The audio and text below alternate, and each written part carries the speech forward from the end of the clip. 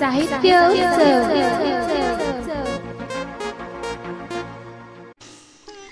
नमस्कार साहित्य उत्सव. मी स्मिता सोनी. रात्रीचे 8 वाजत आहेत. वेळ झाली आहे आपल्या विशेष प्रसारणाची. आज बुधवार. ऐकूया साप्ताहिक मालिका अर्थपूर्ण, ज्या अंतर्गत जाणून घेऊया RBI मॉनिटरी पॉलिसी, रेपो दर, रिव्हर्स रेपो दर याबद्दल निखिल देशमुख यांच्यासोबत. अर्थपूर्ण भाग 52. साहित्य उत्सव परिवारातील सर्व सदस्यांना माझा नमस्कार आणि अर्थपूर्णच्या या भागात आपलं सर्वांचं सहर्ष स्वागत.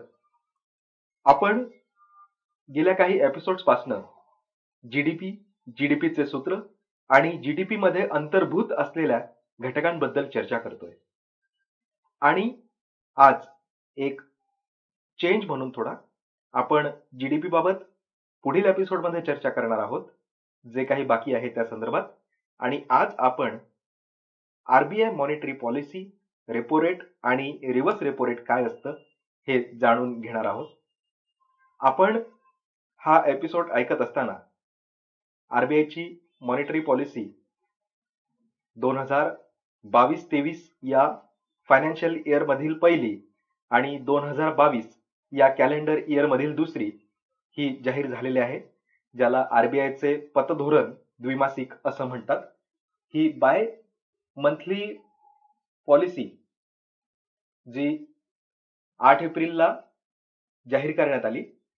सुरुवातीला स्ट्रक्चर असं होतं की RBIचे गव्हर्नर फक्त एक डिक्लेअर करायचे पॉलिसी, परंतु आता एक कमिटी नेमण्यात आलेली आहे.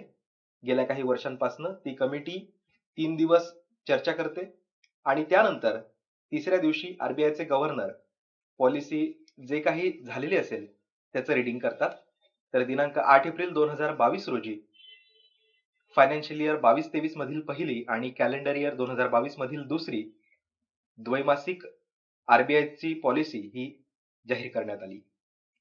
या पॉलिसीमध्ये रेट्स कुठल्याही पद्धतीचे चेंज करण्यात आलेले नाहीत आणि बऱ्याच RBIच्या पॉलिसीज मध्ये काही गोष्टींचा अंतर्भाव असतो. जसं की आपण या आधीच्या काही एपिसोड्स मध्ये चर्चा केलेली आहे. पॉझिटिव्ह पे सिस्टम ही RBIच्या पॉलिसी मधूनच डिक्लेअर करण्यात आली होती आणि त्यानंतर ती अंमलात आली. त्यानंतर फीचर फोन्स जे आहेत, ज्यांना इंटरनेट नाही, अशा फोन मधून सुद्धा UPIच्या माध्यमातून कमीत कमी ₹2000 पर्यंतचे ट्रान्झॅक्शन्स कशा पद्धतीने करता येतील या संदर्भात RBIच्या एका द्वैमासिक धोरणामध्ये उहापोह करण्यात आला होता. त्यानंतर RBIच्या काही प्रेस कॉन्फरन्स होत असतात, ज्यामध्ये मॉरेटोरियम या संदर्भात सुद्धा आपण एका एपिसोड मध्ये चर्चा केलेली आहे. त्या संदर्भात घोषणा करण्यात आली होती. तर RBIच्या या पॉलिसीमध्ये मग नवीन अशी काही घोषणा झालेली आहे का? तर हो, झालेली आहे. आणि ती सर्वांच्या फायद्याची ठरू शकते अशा पद्धतीची घोषणा ही या RBIच्या पॉलिसीमध्ये झालेली आहे. ती म्हणजे अशी की आपण ATM कार्ड मधून पैसे काढताना, ATM मधून, सेंटर मधून ATMच्या पैसे काढताना ATM कार्डच्या माध्यमातून फिजिकल कार्ड आपण इन्सर्ट करतो आणि योग्य ते पर्याय निवडून आपण पैसे विड्रॉल करतो. आणि काही बँकांनी असे ऑप्शन्स दिलेले आहेत की कार्डलेस, म्हणजेच त्यांच्या ऍपवर एक पर्टिक्युलर रजिस्ट्रेशन करावं लागतं आणि मग त्या बँकेच्याच फक्त ATM मधून कार्ड न वापरता पैसे काढले जाऊ शकतात. अशाच पद्धतीची एक नवीन घोषणा RBIचे गव्हर्नर यांनी या पतधोरणाअंतर्गत केलेली आहे. ती म्हणजे अशी की UPI बेस कार्डलेस ट्रान्झॅक्शन हे आता शक्य होणार आहे. ते कसं होईल, त्याचं प्रारूप कसं असेल याबद्दल कुठल्याही पद्धतीची माहिती नसल्यामुळे मी याबद्दल भाष्य करणार नाही, कारण अद्याप त्याबद्दल कुठल्याही प्रकारचे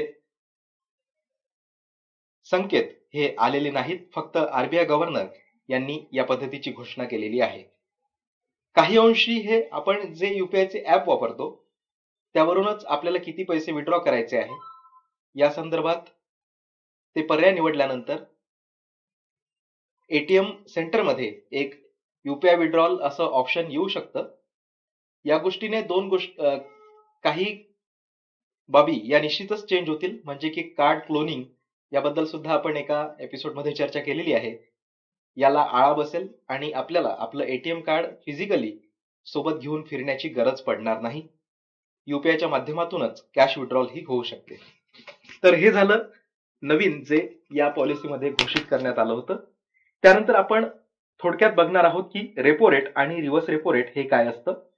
रेपो म्हणजेच रिपर्चेसिंग ऑप्शन.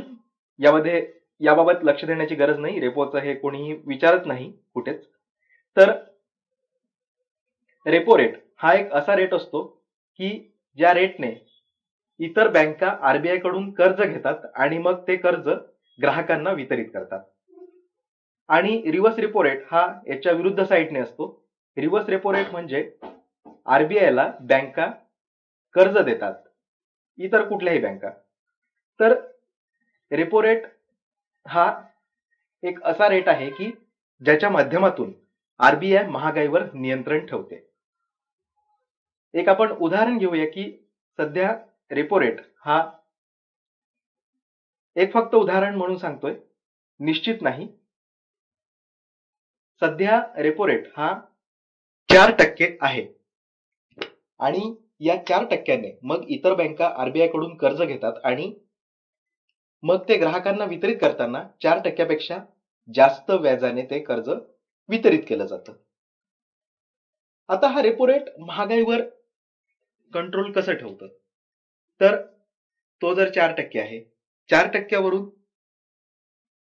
तो जर वाढवला गेला तर महागाई ही नियंत्रणात येऊ शकते. ते कसं हे आपण एका उदाहरणावरून बघूया. रेपो रेट हा सध्या कमी आहे, फॉर एक्झाम्पल 4% आहे आणि त्यामुळे बँकांना स्वस्त कर्ज मिळतं आरबीआय कडून आणि बँका सुद्धा स्वस्त दराने हे ग्राहकांना कर्ज देतात. त्यामुळे ग्राहक मॉल्समध्ये आणि दुकानांमध्ये जातात आणि मनसोक्त शॉपिंगचा आनंद घेतात. एखादा कोणी व्यक्ती ज्याला स्वस्त दरात लोन मिळालेलं आहे, एका मिठाईच्या दुकानावरती गेला आणि त्याने सांगितलं की स्वीट्स 2 किलो वजन करून द्या. त्याने किंमत विचारली नाही कारण त्याच्याकडे पैसे आहेत.